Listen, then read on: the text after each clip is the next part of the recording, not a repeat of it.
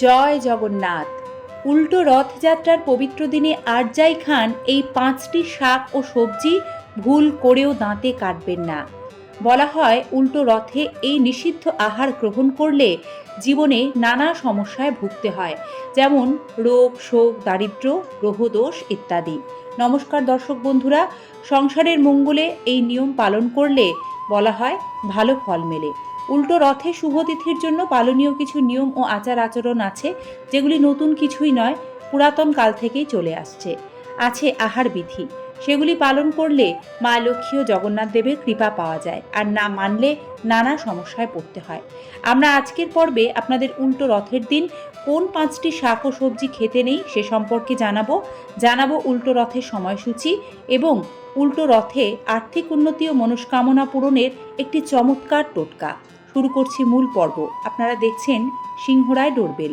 2026 সালে শ্রী শ্রী জগন্নাথ দেবের উল্টো রথযাত্রা এবছর ইংরাজি 24শে জুলাই, বাংলা 7ই শ্রাবণ শুক্রবার পালিত হচ্ছে।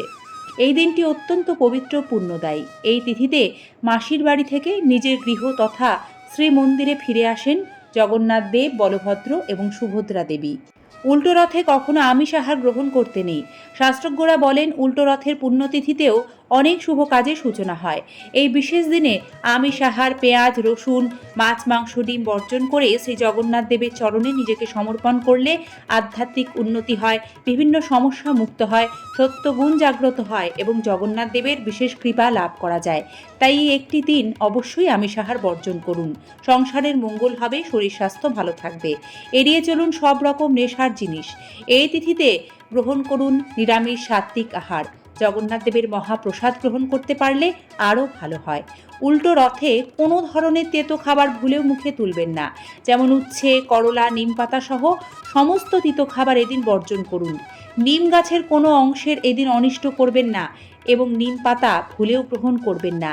মাথায় রাখতে হবে শ্রী জগন্নাথ দেবের বিগ্রহ নিম কাঠ দিয়েই তৈরি হয়, তাই এই বিশেষ রীতি জগন্নাথ দেবকে শ্রদ্ধা জ্ঞাপনের একটি বিশেষ রীতি। উল্টো রথের দিন কয়েকটি শাক একেবারেই খেতে নেই। বিশেষ করে উল্টো রথের পুণ্যদিনে কলমি শাক, লাল শাক, পুঁই শাক একেবারেই খাবেন না। যদিও এগুলি বর্ষারি শাক, কিন্তু চাতুর্মাসের নিয়ম অনুযায়ী শরীর স্বাস্থ্য ভালো রাখতে বলা হয় শ্রাবণ মাসে কোনো ধরনের শাক পাতা না খেতে।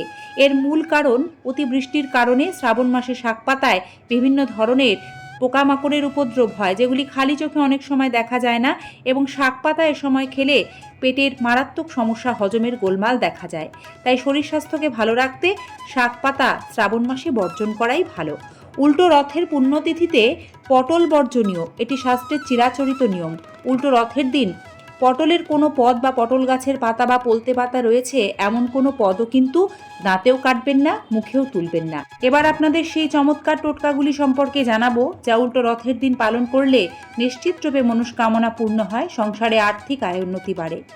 উল্টো রথের দিন সকালে স্নান করে শুদ্ধ বস্ত্র পরে একটি নতুন লাল কাপড় নেবেন। লাল কাপড়ের ওপরে 7টি ফুল সমেত লবঙ্গ, 1 মুঠো আতপ চাল, 2টি শুকনো হলুদের টুকরো, 2টি কর্পূর, একটি লাল গোলাপ ফুল ও 7টি তুলসী পাতা একসাথে নিয়ে কাপড়টি পুটুলি বাঁধুন। পুটুলিটি নিকটবর্তী জগন্নাথ দেবের মন্দিরে অর্পণ করুন, নিজের মনস্কামনা জানান। এতে সংসারে আর্থিক উন্নতি হয়, মনস্কামনা পূর্ণ হয়। উল্টো রথের দিন সম্ভব হলে রথের রশি স্পর্শ করুন, প্রণাম করুন এবং কোনো মন্দিরে বা কোনো দুস্থ ব্যক্তিকে উল্টো রথের দিন পারলে সাদা চাল, দুধ, মিষ্টি দান করুন। উল্টো রথের সন্ধ্যায় আপনার বাড়ির উত্তর পূর্ব কোণে একটি ঘিয়ের প্রদীপ জ্বালিয়ে দিন। এই দিন তুলসী তলাতেও একটি ঘিয়ের প্রদীপ দেবেন। উল্টো রথের এই সকল নিয়ম আপনি পালন করলে নিশ্চিত রূপে সংসারে আর্থিক উন্নতি হবে, মা লক্ষ্মী ও জগন্নাথ দেবের কৃপায়। নীলাচল নিবাসায় নিত্যায় পরমাত্মনে বলভদ্র সুভদ্রাভ্যাং জগন্নাথায় তে নমো। জগন্নাথ দেবের কৃপায় সকলের ভালো হোক। পর্বটি এখানে শেষ করছি। সকলকে ধন্যবাদ। নমস্কার।